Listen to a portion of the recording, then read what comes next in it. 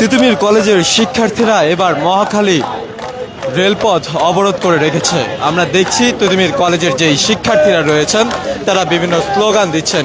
এর আগেও তিতুমির কলেজকে স্বতন্ত্র বিশ্ববিদ্যালয়ে রূপান্তরিত করার দাবিতে তিতুমির কলেজের শিক্ষার্থীরা বিভিন্ন দাবি জানিয়ে আসছিলেন এবং সড়কপথ অবরোধ করেছিলেন।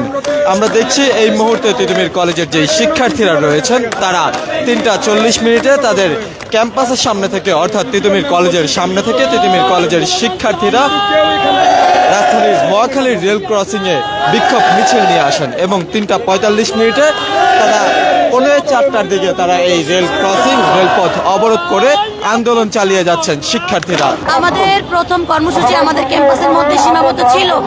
আমরা সরকারকে জানিয়েছি আমাদের দাবি, আমাদের যৌক্তিক দাবি সরকারকে জানিয়েছি আমাদের ক্যাম্পাসের মধ্য থেকে, কিন্তু সরকার আমাদের কোনো কথা শুনে না। পরবর্তীতে আমরা রাজপথে নেমেছি এবং আজকে আমরা রেলপথ অবরোধ করেছি। আমাদের মন্ত্রণালয় থেকে একটা টিম আসতেছে আমাদের সাথে কথা বলার জন্য। যদি মনে হয় যে উনি আমাদের পক্ষে বা আমাদের দাবি আদায়ে উনি আমাদের পক্ষে আছেন তাহলে আমরা রাজপথ ছেড়ে দিব।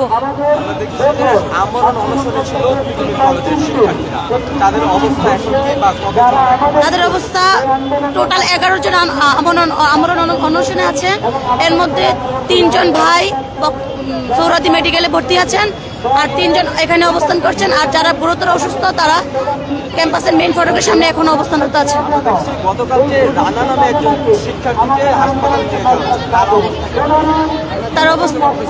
তার অবস্থায় আমরাও বলতে পারছি না, এখন কোনো আপডেট আমরা এখনো পাইনি।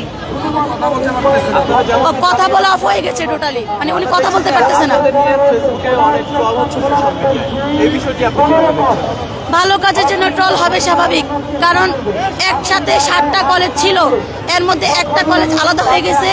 ইভেন ওরা একটা দাবি করেছে বাকি 6টা কলেজ ট্রল করবে স্বাভাবিক, কিন্তু আমরা ট্রলের কথা চিন্তা না করে আমরা সরকারের নিকট এইটাই পৌঁছাতে চাই যে বাকি যে 6টা কলেজ আছে তার থেকে ভিন্ন কলেজ আমাদের কলেজ একটা বিশ্ববিদ্যালয় হওয়ার জন্য যথেষ্ট বৈশিষ্ট্য রয়েছে। গত 29 জানুয়ারি থেকে এই কর্মসূচিটা চলছে। আপনি আজকে যদি এসে জিজ্ঞেস করেন কেন অবরোধ করে রেখেছি, তাইলে এটা তো একটা বৃথা প্রশ্ন। তারপর উত্তর দিচ্ছি, আমাদের তিতুমির কলেজকে আমরা ভার্সিটি করার জন্য এই কর্মসূচি চলতেছে। যতক্ষণ পর্যন্ত না আমাদের দাবি মানা হচ্ছে, যতক্ষণ না আমাদের দাবি মানা হচ্ছে। ইতিমধ্যে আমরা খবর পেয়েছি যে শিক্ষা মন্ত্রণালয়ের একটা টিম আমাদের সাথে কথা বলার জন্য আসছে। এখন আমরা দেখি তারা আমাদের সাথে কথা বলুক। কেউ আহত হয়নি, কয়েকজন অসুস্থ অবস্থায় আছে। আপনারা সামনেই দেখতে পাচ্ছেন 3 জন অলরেডি হুইল চেয়ারে বসা, আরো 2 থেকে 3 জন হসপিটালে অ্যাডমিট আছে।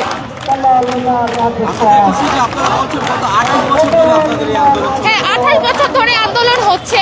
ক্রমে এই আন্দোলন যখন একটু জোরালো হয় কোনো না কোনো কারণে সেটা থেমে যায়, কিন্তু এইবার এই আন্দোলন আর থামার কোনো পর্যায়ে নাই। এটা এখন এমন পর্যায়ে চলে গেছে আমাদেরকে সামনেই যেতে হবে, পিছনের আর কোনো ওয়ে নাই আমাদের।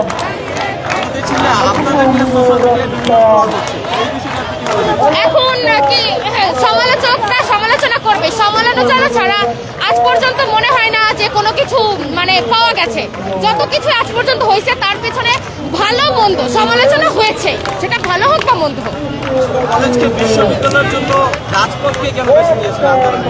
এখন প্রশাসন বাধ্য হয়ে, প্রশাসন যদি আমরা প্রথমে শান্তিপূর্ণভাবেই অনেক কর্মসূচি করেছি, কিন্তু প্রশাসন আমাদের ডাকে সাড়া দেয়নি, আমরা বাধ্য হয়ে রাজপথে নেমেছি।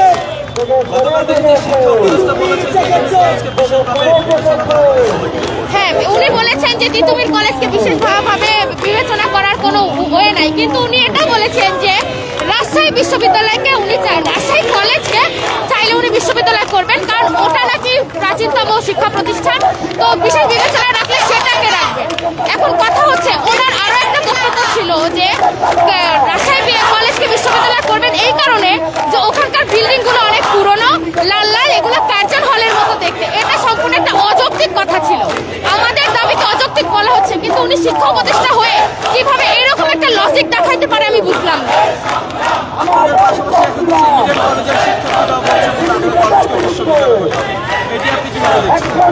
এখন আমাদের 7 কলেজ মিলে সেন্ট্রাল হওয়ার কথা ছিল, কিন্তু আমরা দেখেছি যে 7 কলেজ যখন ঢাবির আন্ডারে ছিল না তখন 7 কলেজ প্রচন্ড পরিমাণে সাফার করেছে।